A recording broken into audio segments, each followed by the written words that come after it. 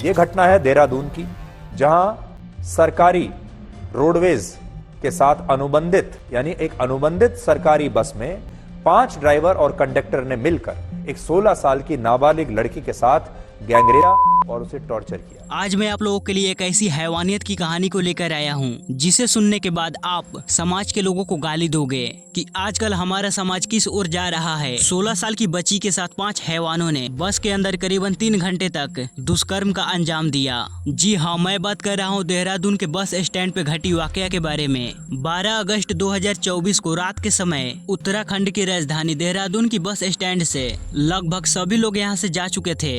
इस समय तक यहाँ पर बहुत ही कम पैसेंजर बचे हुए थे और बचे हुए लोग वही थे जिनकी बस रात को थी। उन्हीं बस का इंतजार करने वाले लोगों में एक 16 साल की बच्ची भी थी, जो दिखने में काफी ज्यादा परेशान लग रही थी। लेकिन यहाँ मौजूद लोगों में से किसी ने भी इस बच्ची से इसकी परेशानी के बारे में नहीं पूछा। फिर अचानक बस स्टैंड पे काम करने वाले गार्ड की नजर इस बच्ची के ऊपर पड़ी। गार्ड जैसे ही इस बच्ची के पास जाता है तो इस बच्ची को देखकर गार्ड को थोड़ा अजीब लगता है। वो खुद को अनकंफर्टेबल महसूस कर रही थी और अपने कपड़े बार बार संभाल रही थी। वो लड़की डर भरी निगाहों से इधर उधर देख रही थी।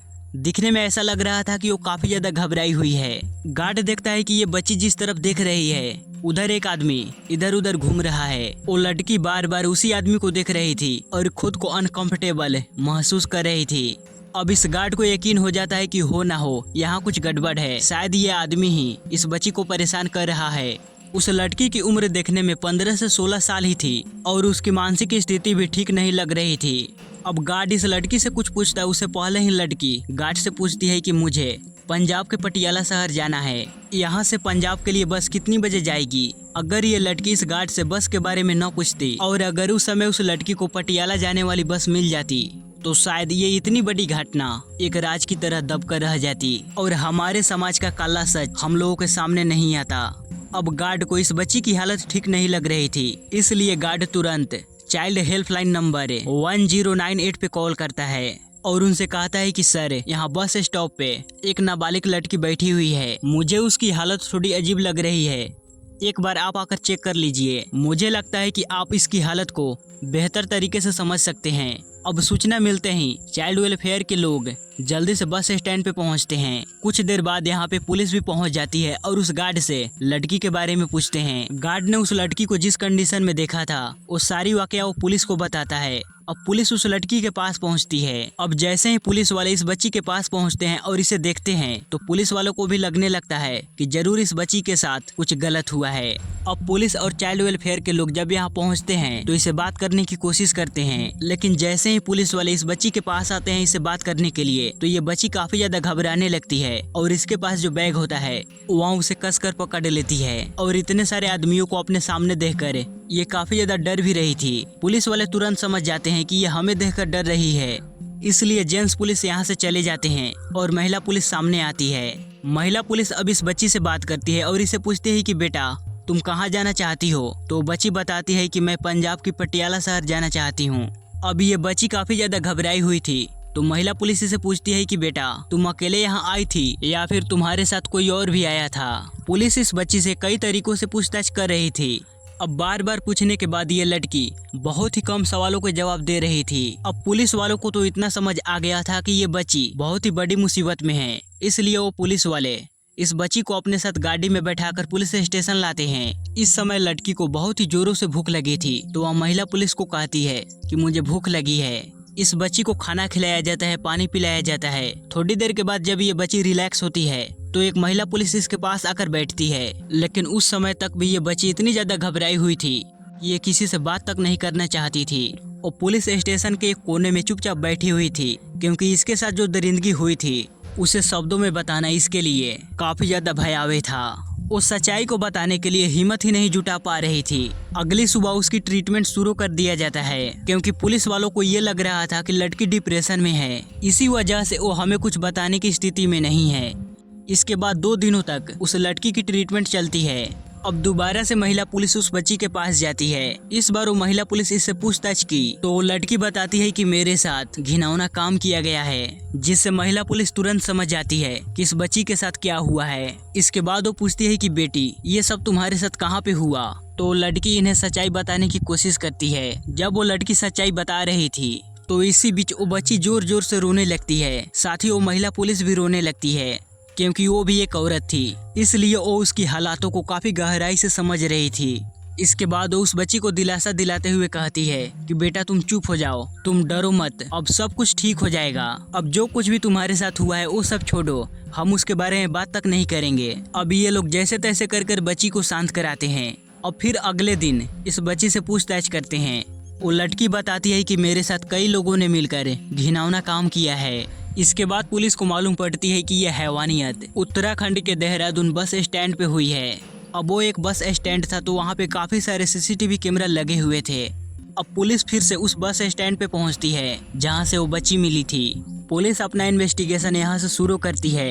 इन्वेस्टिगेशन के दौरान पुलिस जब यहाँ के सीसीटीवी फुटेज को चेक करते हैं, पुलिस वाले देखते हैं कि बस स्टैंड पे उस लड़की के आसपास काफी सारे लोग घूम रहे हैं। धीरे धीरे कर बस स्टैंड के सारे लोग कम हो गए तो लड़की यहाँ पे अकेली बच गई। अब इस समय एक शख्स इस लड़की के आसपास घूमते हुए नजर आ रहा था, इसलिए ये शख्स अब पुलिस का सस्पेक्ट था।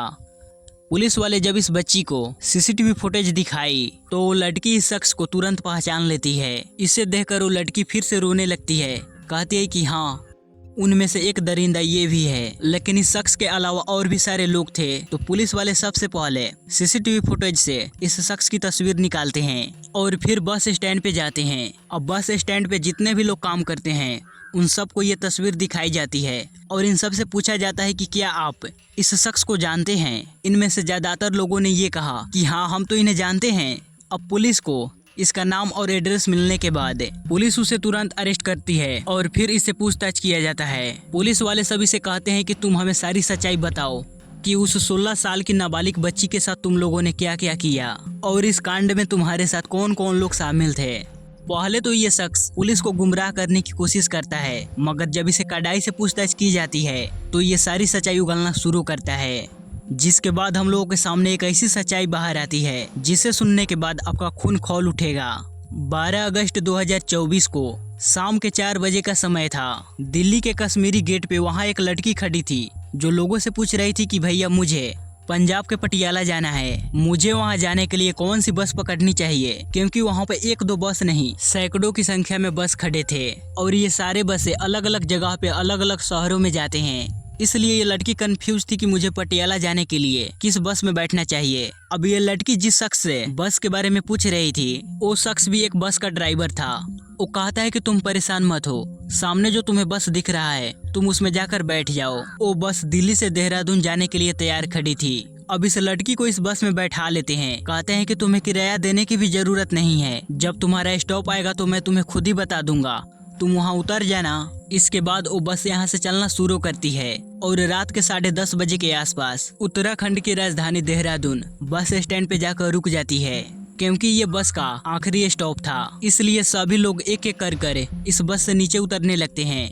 थोड़ी देर के बाद जब सारी सवारियां यहाँ से चली जाती है तो ये लड़की अब यहाँ पे अकेली रह जाती है। इसके बाद बस का ड्राइवर और कंडक्टर इस लड़की के पास जाते हैं, उससे कहते हैं कि पटियाला यहाँ से थोड़ी ही दूर पे है, मगर इसके लिए तुम्हें दूसरी बस पकड़नी पड़ेगी। और ड्राइवर कहता है कि पटियाला जाने वाली बस थोड़ी देर बाद जाएगी, तब तक तुम हमारे साथ थोड़ा समय गुजार लो। इसके बाद ड्राइवर और कंडक्टर जिस लड़की को दिल्ली के कश्मीरी गेट से बैठा कर लाए थे और जिसकी उम्र 15 साल के आसपास ही थी, उस लड़की को वो बस के पीछे वाले सीट पे लेकर जाते हैं। फिर उसके शरीर के अलग अलग हिस्सों को छूने लगते हैं, उसे परेशान करने लगते हैं। फिर दोनों धीरे धीरे कर इस लड़की के सारे कपड़े उतार कर घिनौना और दरिंदगी का अंजाम देते हैं। कंडक्टर ड्राइवर बारी बारी से इस बच्ची के साथ गलत कर रहे थे। वो बच्ची चीख चिल्ला रही थी। अब इसी बस के बगल में एक और बस खड़ी थी जो कि ऋषिकेश से दिल्ली जाती थी।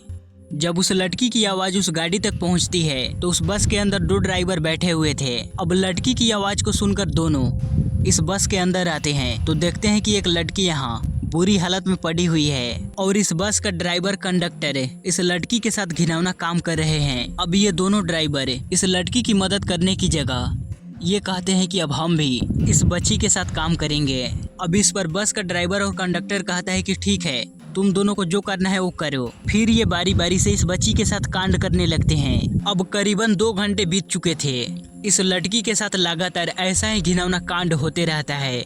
यानी कि ये चारों मिलकर इस लड़की के साथ बारी बारी से करते हैं।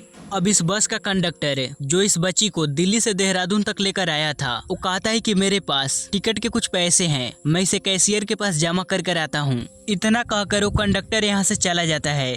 अब इधर ये तीनों हैवान इस लड़की के साथ दरिंदगी करते रहते हैं। इधर वो कंडक्टर कैशियर के पास जाता है और उसने जो पैसेंजर से पैसे लिए थे टिकट का, उन्हें जमा कराने लगता है। लेकिन तभी कैशियर कहता है कि तुम्हारी गाड़ी तो दिल्ली से करीबन 10:30 बजे के आसपास यहाँ आ चुकी थी, तो फिर तुम 2-2.5 घंटे के बाद कैश जमा कराने के लिए क्यों आए हो और इतने देर तक तुम कहाँ थे?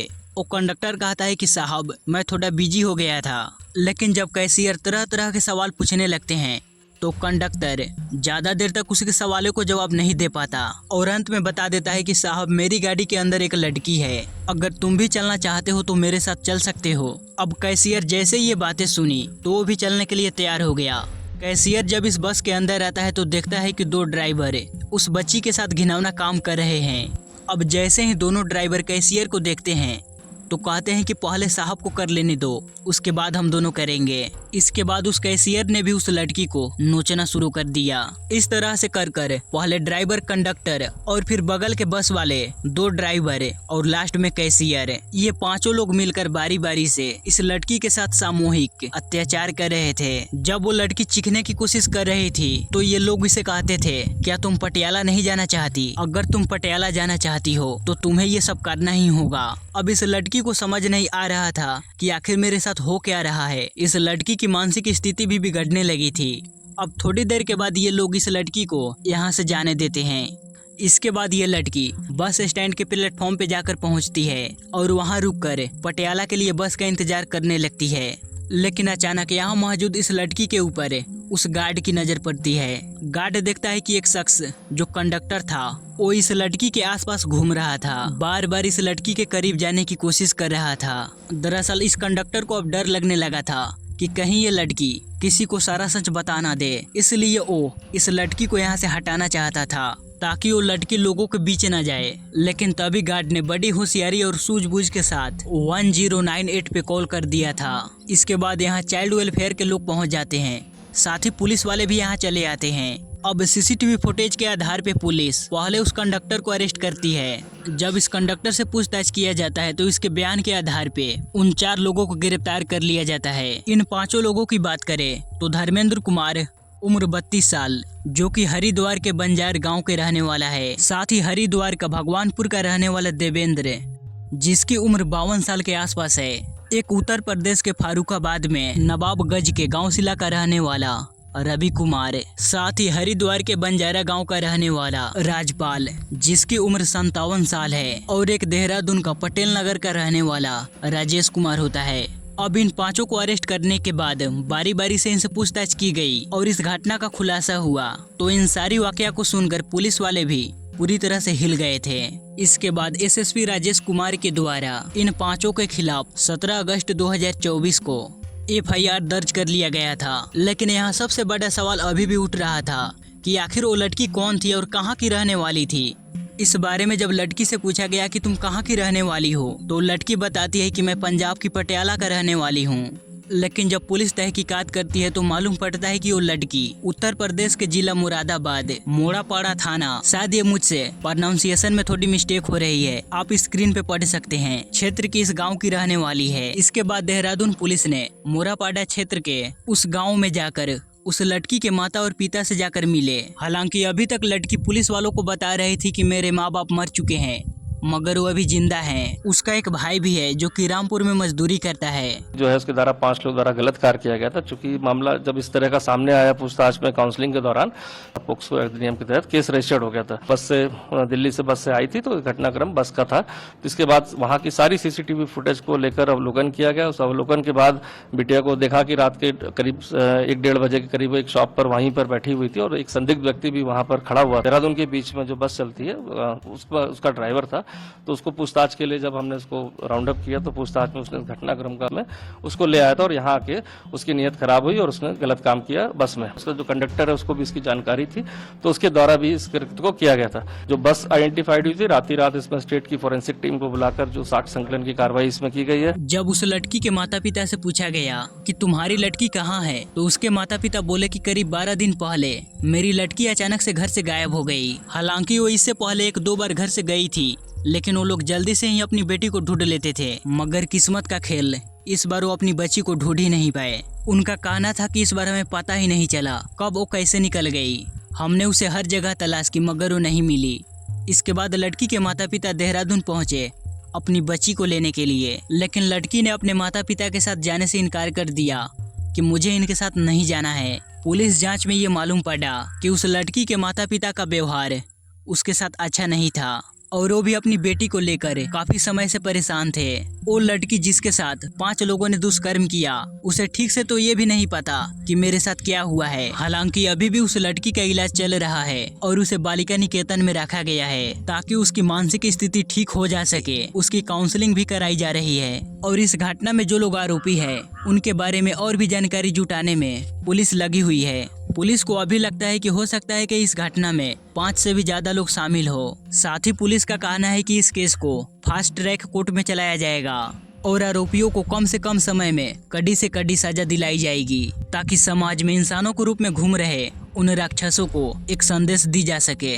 अब इस लड़की के साथ जो बुरा हुआ, इसे सुनने के बाद कई तरह के सवाल खड़े हो जाते हैं। यानी कि एक तरफ पश्चिम बंगाल की राजधानी कोलकाता में ट्रेनिंग डॉक्टर के साथ जो हुआ, उसे लेकर पूरे देश में बवाल मचा हुआ है। उसके इंसाफ के लिए धरना प्रदर्शन भी किए जा रहे हैं, लेकिन अब ऐसा लगता है कि इन दरिंदों को ऐसा काम करने से कानून और इंसाफ से कोई डर नहीं लगता। कोलकाता में घटी वाकया के घटने के बाद उसके 3 दिन बाद ही ये वाकया देहरादून में घटी। सो गाइस, इस केस को लेकर आप लोगों की क्या ओपिनियन है, प्लीज हमें लाइक और कमेंट कर जरूर बताइएगा। और आप लोग किस केस स्टडी पे वीडियो चाहते हैं वो भी कमेंट सेक्शन में जरूर बताइएगा।